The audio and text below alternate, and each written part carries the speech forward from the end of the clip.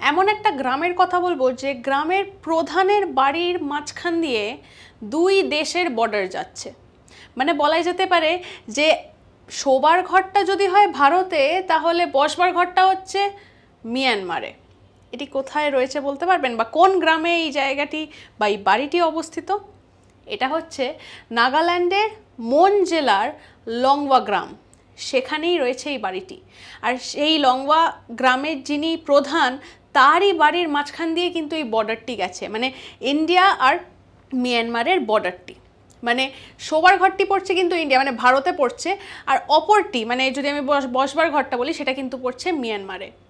শুধু তাই নয়, এই গ্রামের যিনি প্রধান তিনি কিন্তু বলেওছেন যে আমি যেমন নাগাল্যান্ডের অ্যাসেম্বলি ইলেকশনসে অংশগ্রহণ করি, ঠিক একইভাবে আমি কিন্তু মিয়ানমারের ইলেকশনসেও অংশগ্রহণ করি। ইন্টারেস্টিং, তাই না? শুধু তাই নয়, এইখানে কিন্তু মানে একই বাড়িতে থেকে দু জায়গায় বা দুই দেশেতেই তিনি একই সময়তে থাকতে পারছেন। বেশ ইন্টারেস্টিং কিন্তু। এইরকম নানা আপডেটসের জন্য চোখ রাখুন আজ তক বাংলার ইউটিউব চ্যানেলে। সাবস্ক্রাইব করতে ভুলবেন না। আমরা কিন্তু রয়েছি হোয়াটসঅ্যাপেও, তাই হোয়াটসঅ্যাপেও ফলো করতে ভুলবেন না এবং সঙ্গে রাখুন আজ তক বাংলাকে।